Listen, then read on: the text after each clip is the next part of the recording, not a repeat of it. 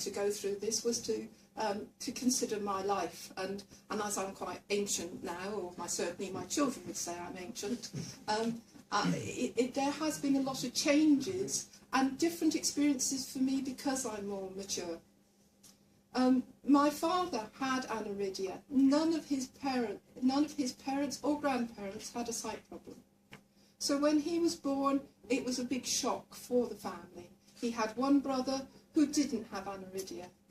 So he, as he grew up, felt quite isolated, and his family were very caring, and from his point of view, I believe they felt they were doing the best for him, but his attitude was a little bit, it was overprotective.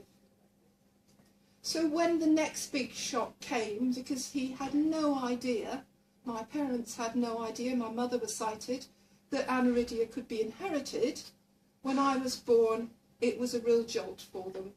I brought guilt and all sorts of feelings for him, you know, that he'd actually given to me his eye condition. And therefore, he made almost a resolution that they weren't going to be overprotective. In fact, they decided not to tell me that I had a sight problem. I had to discover that some years later. But consequently, my childhood was quite normal. From my point of view, I wasn't burdened with any of the worries.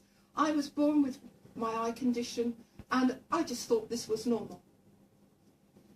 And looking back, as you know, when I dream of my young childhood, my dreams are very visual. When I dream of what happened yesterday, they certainly aren't. They're much more audio.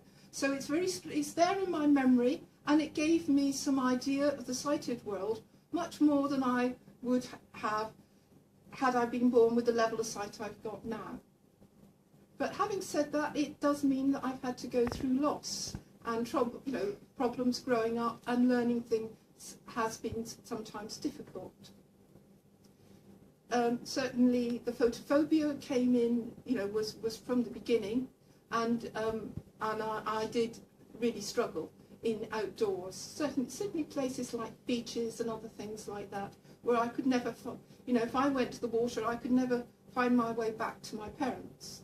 Actually, coming into the room today, I wasn't able to glance around and see who was here, and it wasn't until the previous speaker said, "Oh, James is here today."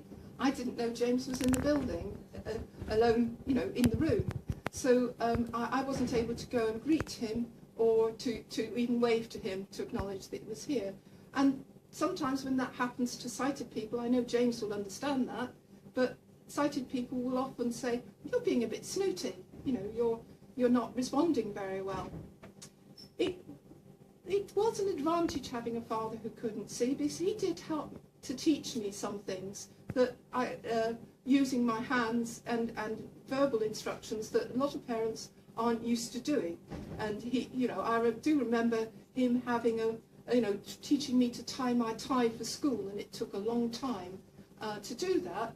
But and we used a big thick dressing gown cord for him to teach me, so that it was easier to feel than the tie, which was quite a thin material. In the future, losing more vision, I do have to face that it's quite possible, and that's quite hard to live with. But I hope that in some ways, that like with my children, that the fact that I've been through that loss, and when I worked on RNIB's helpline, as I did some years ago, my colleagues always used to laugh about my aniridia, because they said, "Mary, last caller you were talking about cataracts very authoritatively. This caller you're talking about glaucoma. Next from a personal experience point of view, really, can you have all these things? Keratoconus, can you have all those?" So yes, and I think the fact that aniridia is complicated and some of the things overlap and impact means that our sight loss is a rather complex one. And learning things like high contrast and using those, I can do that at home, but I can't control the world out there. This morning, last story, I caused problems at the station. I arrived with my dog, and I stood next to the wide gate, and people started queuing up behind me. I don't know why they wanted to go through, but they might have had suitcases or something. And then the man pushes me in behind, ringing, "You're keeping everybody waiting." And I said, "Oh, I'm just waiting for the member of staff so I can get through, to open this gate." And he said, "But she's been there for the last 2 minutes." And I said, "Oh, has she? Oh, good morning, are you there?" So this conversation led to tutting by another person behind and laughter by another. This whole control. Suddenly, you're very self-conscious and realise that you do have an impact on other people. You don't want to make things harder, but it doesn't mean you're useless. There's more to your personality than just your sight loss or your aniridia as a whole, and hopefully you live as full life as you can and contribute to society and community in many different ways.